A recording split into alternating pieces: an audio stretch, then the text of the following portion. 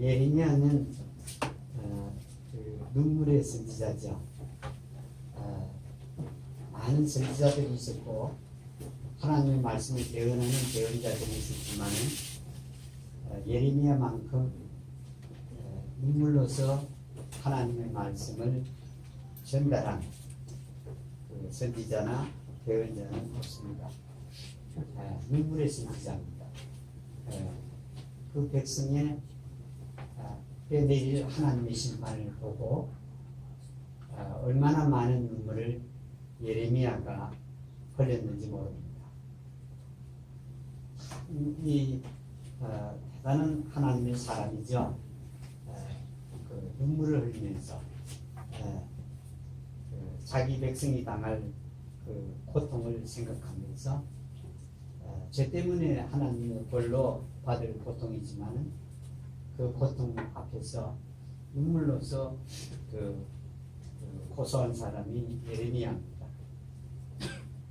눈물이 있다는 것은 참 놀라운 것이겠죠.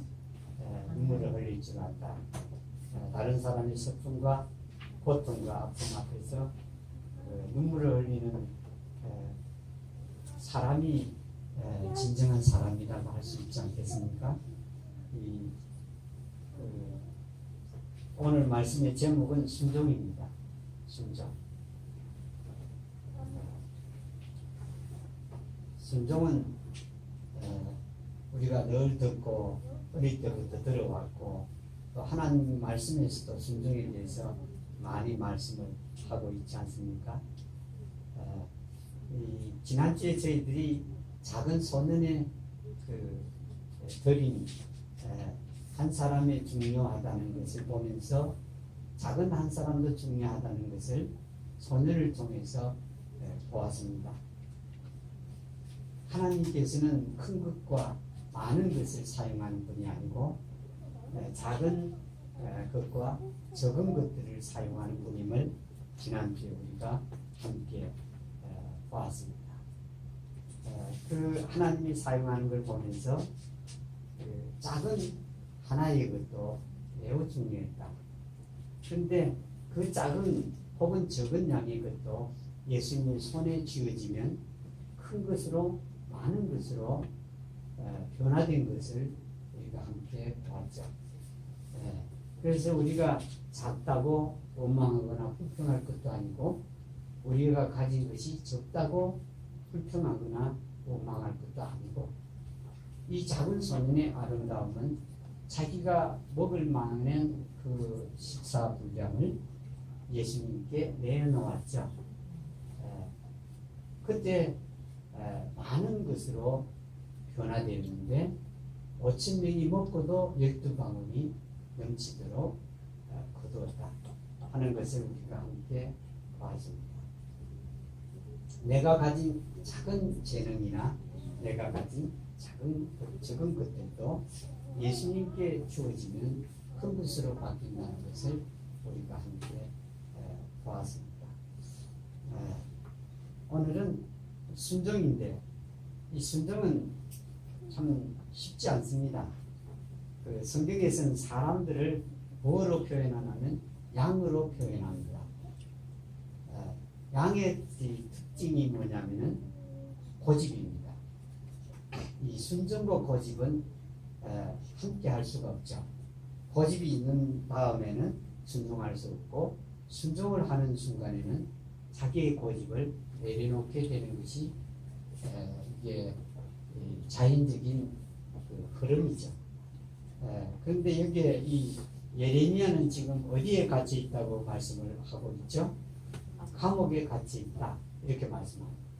감옥에 갇혔다. 예레미야가 왜 감옥에 갇히게 됐나요?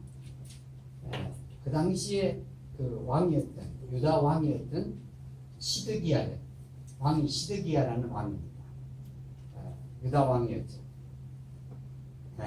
이 시드기야가 하나님의 말씀을 예레미야로부터 듣습니다.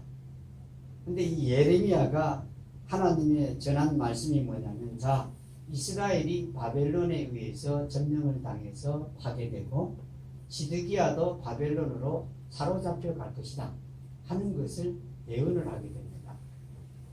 그 말을 들은 시드기야가 대단히 불쾌하고 기분이 나빴습니다. 그래서 예레미야를 감옥에다가 집어넣습니다.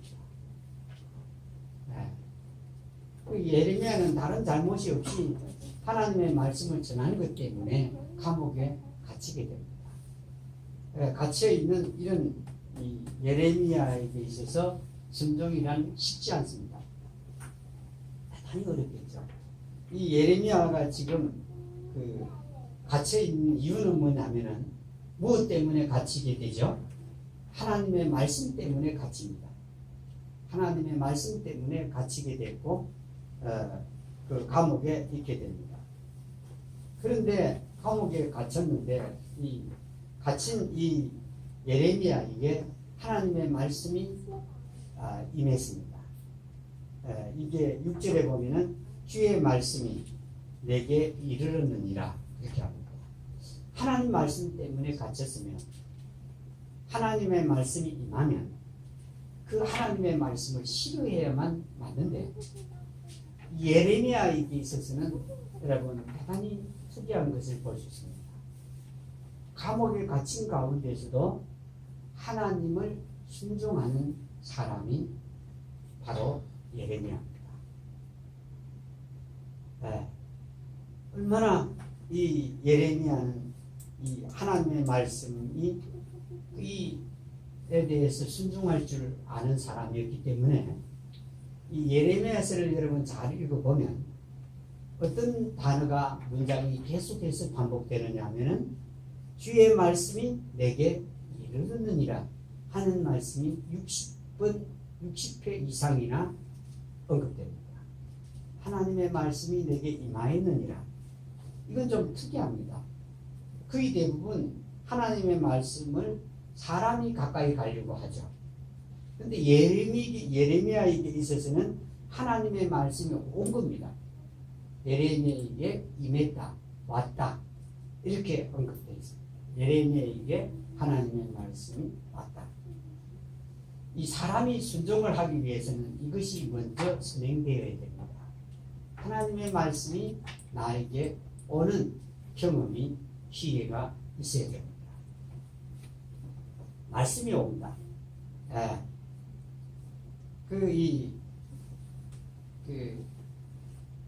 이 말씀이 오는 게 참 중요합니다. 내가 말씀을 생각하거나 내가 말씀에게 가는 거하고 말씀이 나에게 개인적으로 오는 거하고는 대단히 다릅니다. 개인적으로 오는 거죠. 예루살렘에게 왔는데 우리가 하나님의 말씀에 순종하려면 말씀이 우리에게 오는 것이 첫 번째 단계입니다. 말씀이 와야 그 말씀을 순종하게 되어 있습니다.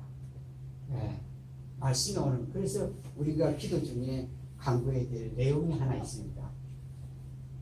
하나님, 나에게 말씀이 오는 이런 경험을 하게 해 주십시오. 그래야 그 순종의 단계에 이룰 수 있습니다. 순종할 수 있습니다. 하나님 말씀은. 참된 순종의 시작은 말씀이 오는 겁니다. 그걸 경험을 하면 할수록 나는 하나님의 말씀을 더욱더 많이 순종할 수가 있습니다. 그래서 오늘날 사람들이 하나님의 말씀을 가까이 하는 것과 예레미야에게서 하나님의 말씀이 오는 것과는 대단히 다르다. 그래서 우리의 생활 속에 무엇이 우리에게 와야 되냐면은 하나님의 말씀이 와야 되냐 하는 겁니다. 예레미야에게는 하나님의 말씀이 왔습니다. 60분 이상이나 하나님의 말씀이 예레미야에게 왔다 하는 걸 볼 수 있습니다. 그러니까 예레미야는 어떤 사람보다도 하나님의 말씀이 오는 경험을 많이 했죠. 오는 경험. 그 찰스 핀이나 그 하나님의 말씀을 많이 배웠던 사람들 보면 말씀이 자기에게 임하는 오는 경험들을 아주 많이 합니다. 이건 내가 의도적으로 말씀을 생각해낸 것과는 대단히 다르죠. 그러니까 말씀이 왔기 때문에 그 말씀이 힘이 있는 것이고, 나에게 왔기 때문에 온 그 말씀의 힘으로 그 순종하는 이런 삶을 살게 되는 것입니다. 그러니까 말씀이 많이 온 사람일수록 순종을 어떻게 하게 되죠? 많이 하게 됩니다. 근데 여기에 이 하나님께서 이 감옥에 갇혀 있는 예레미야에게 뭐라고 했냐면은 그 사촌이 와가지고, 이 쉽게 말하면 사촌입니다. 사촌이 와갖고 그 밭을 사라. 사촌이니까 이 친척이 그 친족이 어려우면은 율법에는 어떻게 된다면 여유가 있는 사람이 그 돈을 주고 사게끔 합니다. 그 밭이 남에게 넘어가지 않게 하기 위해서요. 왜냐하면 그 하나님께서 어떤 사람에게 지파에게 밭을 주었으면 그 밭이 다른 족속에게 다른 지파로 나가지 못하게 합니다. 그래야 그 지파의 땅은 그 땅을 계속 유지하게끔 하는 겁니다. 이것이 율법에 언급되어 있습니다. 그래서 이스라엘 백성의 땅을 이스라엘 사람들이 다 갖고 있기로 원합니다. 그래서 그 땅이 그 지파에게 계속해서 상속되고 이어지게끔 하는 데 있다는 것입니다. 근데 사라고 한 말씀을 예레미야가 들었는데, 그 사촌이 와서 8절 마지막 부분에 8절 마지막이 아니라 와서 예레미야에게 감옥에 있는 예레미야에게 와서 그 땅을 사라 이렇게 말합니다. 그런데 그 사라고 할 때 이 예레미야 8절 이 본문 말씀의 8절 말씀을 한번 보면 뭐라고 말씀하냐면은, 이에 내가 이것이 주의 말씀인 줄 알았으므로 이렇게 말합니다. 이 주의 말씀인지 알았다는 말씀은 어떤 것이 있었기 때문에 알은 것이죠? 주님의 말씀이 자기에게 임한 적이 있기 때문에, 이것이 자기 사촌이 와서 이 땅을 사라고 할 때 그 말이 주의 말씀인 줄 알게 된 거죠. 그렇죠? 그래서 주님의 말씀이 임한다는 것이 대단히 중요합니다. 어떤 상황이 생겼을 때, 그 상황이 전개됐을 때 그것이 주님의 말씀으로 된 것인지 아닌지를 분간할 수 있게끔 하는 겁니다. 그래서 이 사라 할 때 이 생각을 한번 해보십시오. 감옥에 있는 자가 밭이 필요합니까? 밭이 필요 없습니다. 감옥에 있는 자가 무슨 밭이 필요합니까? 그러니까 이 하나님께서 밭을 사라고 말씀하신 걸 보면, 이 밭이 필요 없는 이 예레미야에게 있어서는 하나님의 말씀은 받아들일 수 없는 겁니다. 감옥에 하나님 말씀을 전하다가 감옥에 갇혀 있는 신세인데 무슨 밭이 필요합니까? 그러니까 자기의 사정하고는 전혀 딴판인 말씀이 자기에게 임했고, 또 이 자기 사촌이 와서 땅을 사라고 하나님 말씀대로 하는 걸 통해서 이게 하나님의 말씀인 줄은 알았고, 그러니까 하나님의 말씀이 어떤 때는 자기 생각과 다릅니다. 하나님 말씀이 늘 우리 생각과 같은 것이 아니고 거의 대부분 하나님의 말씀은 우리 생각과 우리 사정과 우리 형통과는 다릅니다. 그래서 사람들이 하나님의 말씀을 듣지를 않습니다. 특히 이스라엘 민족은 하나님께서 택해서 여러 번 인도도 하고 복도 내리고, 이들이 하나님을 거역해서 벌을 내리기도 하고 다시 돌아오기도 한 게 수십 차례지만은, 그랬던 이유가 뭐냐면 하나님의 말씀은 도저히 이해가 되지 않았던 데 있습니다. 이해가 안 됐습니다. 여기에 이 예레미야에게도 똑같습니다. 이 감옥에 갇힌 자에게 하나님 말씀 때문에 감옥에 갇혔는데, 이 자에게 밭을 사라니. 그리고 이 예레미야는 밭을 지을 줄 아는 농사꾼도 아닙니다. 밭을 사라. 참 이상한 이 하나님의 말씀이죠. 밭을 사라고 했으니까요. 예. 그리고 여러분 이게 감옥에 갇혀 있는데 또 밭을 또 사서 경작할 수도 없지 않습니까? 밭인데요. 밭은 경작하기 위해서 있는 것이지 그냥 두는 이런 것이 아니죠. 밭은 농사를 짓는 곳이지 않습니까? 그 가운데서 이 예레미야가 밭을 삽니다. 누구의 말씀대로 사죠? 하나님의 말씀대로 삽니다. 이게 순종이죠. 그 하나님의 말씀대로 했으니까 순종입니다. 그러나 자기의 처한 상황과 처지는 그 여러분 가벼운 게 아닙니다. 감옥 안에서 하나님의 말씀을 따랐습니다. 감옥 안에서. 여러분 감옥 안에서 하나님의 말씀을 따르기란 어렵죠. 근데 감옥 안에서 하나님의 말씀을 따른 걸 보면 이 예레미야는 지금 상황은 밭을 사라는 걸 따르기가 어려워요. 그런데 그 예레미야가 밭을 사게 된 것은 이미 그는 어떤 생활을 계속해 왔던 사람이죠. 하나님의 말씀이 임하는 이런 경험을 많이 해왔습니다.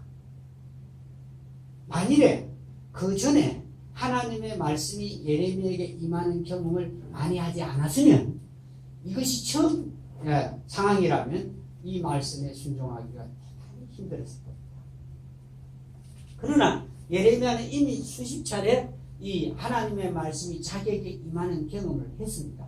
이해도 되지 아니하는 그런 말씀을 순종했던 것은 이미 그런 경험을 많이 했기 때문입니다.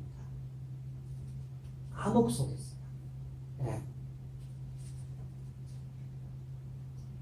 성경에 그렇죠. 순종이 얼마나 어렵길래요. 사무엘상 15장 22절에 보면 순종이 무엇보다 나빠요? 제사보다 낫고. 여러분 이 제사를 안 드리면 사람의 죄가 용서받나요? 제물을 피 흘리는 제물을 바치지 않으면 사람의 죄가 용서를 안 되게끔 되어 있습니다. 율법이에요. 하나님 말씀이에요. 구약의 말씀이에요. 그런데 그 하나님께 제물을 드리는 것보다 무엇이 낫든 순종하는 것이 더 낫다 이렇게 했거든요. 그만큼 순종은 어렵다 하는 겁니다. 순종을 안 하려고 합니다. 그 양이 하얀 양이니까 사람들이 생각에는 그 말을 잘 듣는 양으로 생각을 하는데 성경에서는 그 하얗게 보이는 그 양이 정말 말을 안 듣는 존재로 수없이 많이 하나님께서 언급하시다. 그만큼 순종은 어렵습니다. 예레미야는 그 순종을 합니다. 그러니까 순종을 하려면 무엇이 임해야만 순종을 하냐면 말씀이 임해야만 순종을 하는 거예요. 개인적으로 임해야만 순종을 할 수가 있다 하는 것을 여기서 볼 수 있게 됩니다. 이 필요도 없는 땅을 사는 겁니다. 감옥 속에서. 우리 같으면 뭐라고 하냐면요. 내가 감옥에 있는데 무슨 밭이 필요합니까? 사는 건 문제에서 놓고 밭이 필요 없다고 말할 거예요. 현실적으로요. 현실론자가 돼요. 그렇게 하죠. 하나님의 능력을 모르는 분들, 말씀의 능력을 모르는 분들은 당연히 그렇게 말합니다. 거기서 무슨 밥이 나오냐 하는 분들 있었거든요. 무슨 밥이 나오냐. 하나님을 믿는다고 밥이 나오냐. 밥이 안 나오죠. 그러나 여러분 밥이 나오게 하는 재능은 누가 주셨죠? 하나님께서 주십니다. 옛날 사람들이 안 그럽니까? 각자 그 애들을 많이 낳았잖아요. 가난에 찌들렸는데요. 근데 한 말이 무엇이죠? 먹고 살 것은 자기가 갖고 옵니다. 여러분 그 사람들은 하나님을 모르니까 그 사람이 갖고 나오게 한 분은 누구죠? 하나님이죠. 그 애가 태어나는 애가 갖고 나올 게 있는 거 먹고 살 수 있는 그것을 주신 분이 누구냐면 하나님이세요. 그들이 몰랐지만 갖고 나온다 했는데 태어나는 애가 뭘 알아서 갖고 나오겠습니까? 먹고 살 걸 누가 주셨다는 거 하나님이 주셨어요. 여러분 얼마나 놀라운지 모릅니다. 예. 여러분 이게요, 우리가 이렇게 먹고 사는 것도 누구 때문에 먹고 살죠? 하나님 이름이 이 땅에 전파되고 나서부터 우리의 삶이 조금씩 나아진 겁니다. 예. 하는 거 없지 않습니까? 예. 지금 훌륭하고 높은 자리에 있는 사람들은 다 어디 학교를 다녔냐면 옛날에 미션 스쿨을 다 다닌 사람입니다. 남자든 여자든. 예. 그 사람들이 처음에 학교 세운 사람들은 그 사람들밖에 더 있었습니까? 옛날에 학교는 다 양반들이 가는 학교 아니에요? 예. 향교 이런 서당 할 것 없이 여자는 못 가죠. 여자가 학교 다닐 수 있게 만든 것이 뭐냐면 선교사들입니다. 여자들이. 예. 학교 다니게 안 했습니다. 예. 그래서 이렇게 된 거 아니에요? 예. 그전에는 늘 우리는 가난했습니다. 예. 가난한 사람이 부자 된 경우가 거의 없습니다. 우리의 막 기나긴 역사 속에서요. 예. 하나님 때문입니다. 예. 복을 주시고요. 예. 그 생각해 보십시오. 예? 동네 앞에 세워진 그 서당, 사당이 있는 큰 당 있죠? 그게 복을 준다고 생각해요. 그 배는 벌이 온다고 생각해요. 지금도 그 시골에요. 염소 기르면 벌을 받는다고 생각하는 사람이 있습니다. 예. 우리 교회 밭이 있는 그 밭에요. 그 동네가요. 한 사람이 염소 2마리인가 3마리 키우는데 염소 키우지 말아라. 그거 키우면 우리는 안 된다. 믿음이 돼 있어요. 그렇죠? 그 믿음이니까 그렇게 하겠죠? 예. 그 사람이 설명을 했어요. 염소 2-3마리 키우는 것이 다 100마리 키우는 것보다 더 오염을 안 시킵니다 하고 설명을 했대요. 예. 근데 안 됐네. 예. 여러분 그런 정신을 갖고 있는데 무슨 복이 생기게 여러분 보십시오. 이 생활 운동할 때 어떻게 했냐면 길을 닦았거든요. 길을. 예. 지게 지금 다니는 걸 예약하러 다니게 하기 위해서 길을 닦았어요. 사람들이 난리를 그랬죠. 안 하겠다고. 자기 땅에 나가는 것도 싫고 옛날 그대로 있기로는 한다. 또 집도 나갔습니다. 길을 닦다가 대대로 있든지. 예. 여러분 그래갖고는 차도 못 다니지 않아요? 잘 살 수가 없죠. 예. 근데 사람들의 생각을 하나님께서 바꾸기 시작했죠. 예. 여러분 그 시골에 한번 가보세요. 특징이 있습니다. 시골 동네를 동네마다 가보면 무엇이 자리 잡고 있죠? 예배당들이 많습니다. 예배당들. 그 예배당들을 처음에는 다 어떻게 했겠죠? 핍박했겠죠. 그렇죠? 그 동네 사람들. 네. 네. 그런데 여러분 그곳에 있던 그런 사당이나 이런 건 없어지고 예배당들이 다 있습니다. 네. 여러분 그건 뭘 말하겠습니까? 그들의 생각을 바꾼 게 예배당이고 그 예배당에 전해지던 말씀이 그들을 바꾼 겁니다. 그래서 지금은 길 닦는 데도 아무도 반대하는 사람 없죠. 여기에 이 예레미야는 순종할 상황이 아니었습니다. 하나님 말씀 때문에 감옥에 갇혔습니다. 원망하고 불평해야 됩니다. 그런데 필요도 없는 걸, 또 필요로 한 걸 하나님 말씀하면 순종하겠는데 필요도 없는 밭을 사라고 하는 이 순간에도 예레미야는 순종한 사람입니다. 대단한 사람입니다. 근데 신약 성경 히브리 11장에 보면 믿음의 사람들에 대해서 언급하는데 예레미야 이름은 없습니다. 이 놀라운 사람인데도 불구하고 예레미야 이름은 없죠. 그런데도 불구하고 예레미야는 이 감옥 속에서도 순종을 합니다. 말씀을 많이 가까이 하는 게 중요합니다. 말씀이 임하지 않은 하나님의 사람들을 보면 성경에서요, 하나님을 돌아서기도 하고 말씀을 안 듣기도 하고 세상적으로 살기도 하고 육신의 쾌락을 즐긴 적도 있고 이랬습니다. 근데 이 말씀을 가까이 한 예레미야는 결국 순종을 하는데, 이 순종이 뭔가 자세히 들여다보면 지금 자기는 밭이 필요합니까? 안 합니까? 안 합니다. 그러면 밭을 사라고 했으면 이 예레미야의 눈에 무엇이 보였길래 사게 되죠? 지금 현재를 바라보는 겁니까? 미래를 바라보는 겁니까? 그렇습니다. 자기가 지금은 감옥에 갇혀 있지만 하나님이 말씀을 사라고 할 때는 나중에 자기가 밭을 경작할 때가 있으리라는 것을 어떻게 한 것이죠? 깨닫게 된 것이죠. 맞죠? 알았죠? 네. 그래서 여러분, 이 순종의 결과는요, 우리로 하여금 미래를 바라보게 합니다. 순종하지 않는 자는 거의 대부분 무엇만 바라보고 있죠? 지금만 바라봅니다. 지금 여기 이 순간만 바라봅니다. 네. 여러분,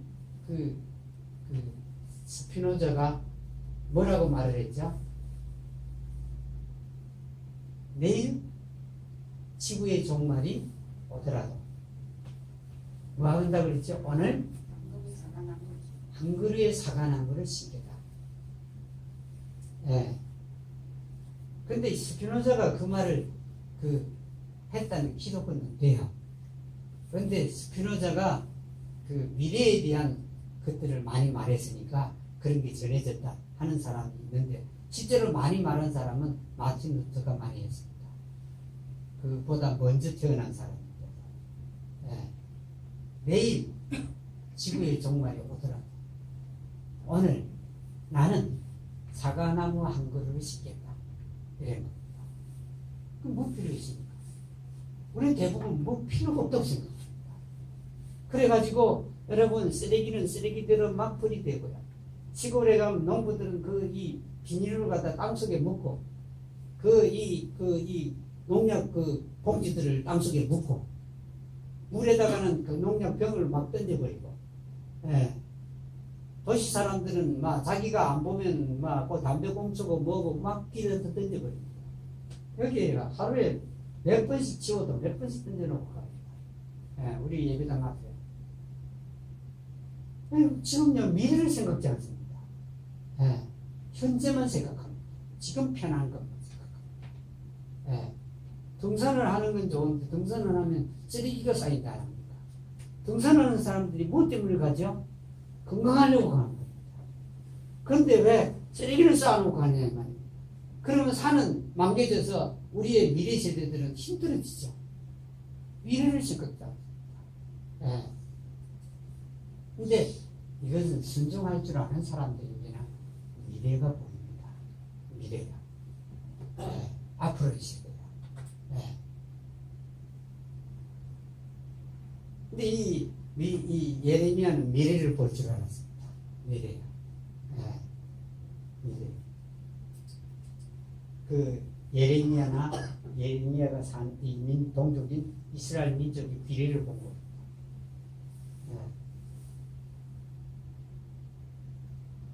사과나무를 심겠다. 예. 이 땅 필요 없는데, 밭이 필요 없는데 예레미야가 밭에서, 또 선지자니까 밭도 사실 경작하는 사람도 아니고요. 예. 그런데 이 밭에서 감옥 속, 이건 미래를 보지 않고는 안 됩니다. 우리 교회밭이 있는 곳에 한 70이 넘은 사람이 왔는데, 자기가 산 밭에다가 자두나무를 심겠대요. 제가 생각을 잠깐 했어요. 말은 하지 않고, 이 사람이 73살인지 4살인지 그런데 이 사람이 자두를 따먹을 수 있을까? 도시에서 왔는데 이 사람이 제대로 자두나무에 자두가 열리는 걸 보기나 볼까? 농사 지을 줄 모르니까. 예. 보면서 그래도 그 사람은 미래를 좀 보는 거죠? 당장 현재를 보는 건 아니죠. 여러분, 미래를 바라보는 그것은요, 순종이 없고는 안 됩니다. 무엇에 대한 순종이 없고는 안 되냐면은 하나님의 말씀에 대한 순종이 없고는 안 됩니다. 네. 미래. 우리 예배당 이것도 미래를 위해서 산 겁니다. 네. 우리를 보면 뭐 돈에 딱 맞는 거 사서 이렇게 해서 네? 살면 보이면 되잖아요. 네. 우리 미래 세대를 위해서 네, 산 것이죠. 이 순종을 하게 되면요, 자신의 상황을 벗어나게 됩니다. 보십시오. 잘 보세요. 예레미야는 어디 속에 갇혀 있죠? 감옥에 갇혀 있습니다. 근데 생각을 해보세요. 감옥에 갇힌 자가 밭을 샀다는 것은 무엇을 또 나타내고 있느냐 하면은 내가 이 감옥에서 나갈 수 있다는 것을 알고 있다는 것이죠. 그렇잖아요. 예레미야가 나는 감옥에 있어 하면 이 밭을 살 이유도 없고 또 벗어날 것도 모르고 있는 사람이지만 감옥 속에 있지만 예레미야는 그 속에서 뭘 갖고 있죠? 희망입니다. 여기 있죠, 희망. 희망 있나요? 있네. Great hope. 희망 있죠. 여러분, 이게요, 감옥에서 벗어날 수 있다고 믿은 자가 감옥에서 벗어나는 거예요. 그렇죠? 네. 그리고 우리 김동환 집사님하고 김원정 자매 갈 때마다 그럽니다. 병 가운데 있다고 생각하지 말아라. 이해되세요? 병이 지금 있는데 병 가운데 있다고 생각하지 말라고 갈 때마다 얘기합니다. 그럼 사실 또 병 가운데 있는 생명이 아닙니다. 몸은 아파도 하나님의 자녀로 태어난 그 생명은 병이 있나요? 없습니다. 생명 자체는 병 없어요. 그 생명이 입고 있는 몸이 병이 있는 거죠. 그 말을 자꾸 말씀드리는 이유가 뭐냐면 여기서 벗어날 수 있는 길은 그 생각을 하는 수밖에 없다 하는 겁니다. 내가 병 가운데 있다 생각하면 할수록 마귀는 어떻게 하죠? 점점 더 우리를 깊은 수렁으로 끌어들어갑니다. 네. 여러분, 나를 괴롭히는 사람이 친구가 있다 생각해 보십시오. 그럼 나를 괴롭히는 사람 만날 때마다 어떻게 생각이 되죠? 그 생각 가운데서는 늘 괴롭힘을 당해야 됩니다. 괴롭히는 게 재미가 있어 괴롭히는 겁니다, 여러분. 그때는 내가 바로 딱 서면 그 사람이 괴롭힐 수가 있나요?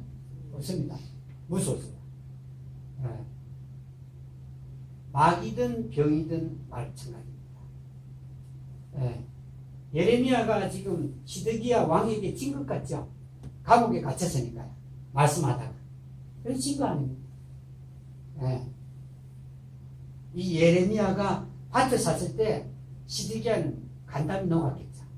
왜냐하면 감옥에 갇힌 자가 여기 하나님의 목적은 여러 가지가 있습니다. 말씀의 목적. 감옥에 갇힌 자가 밭을 샀다 하는 소문을 시드기야 왕이 듣죠. 못 들을 리가 없죠. 예. 들었을 때 이 시드기야 왕은 어떻게 되죠? 겁이 나죠. 야, 보통 사람은 감옥에 갇히면 밭 살 이유가 없죠. 아무도 안 삽니다. 근데 밭을 샀다 할 때 시드기야는 간담이 녹았겠죠. 보통 사람 감옥에 갇히면 꺼내달라고 해야 되겠죠? 예. 대부분 꺼내달라 하지, 감옥에 계속 있겠다는 사람은 없습니다. 제가 감옥에 저도서에 갈 때마다 보면, 대신 감옥에 갇힌 사람은 꺼내달라 안 하더라고요. 다른 사람 대신 감옥에 갇힌 사람 봤거든요. 그 사람은 꺼내달라 안 해요. 왜냐하면 대신 감옥에 들어갔으니까 꺼내달라 안 하는데, 자기 죄 때문에 감옥에 들어간 사람은 누구든지 빨리 꺼내달라고 난리를 부립니다. 그러잖아요. 그런데 시드기야 놀랄 수밖에 없는 것은 감옥에서 꺼내달라는 게 아니라 밭을 샀대요. 네. 이건 놀라운 일이죠. 여기까지 하겠습니다. 하나님 말씀을 마치고 찬송을 받았습니다.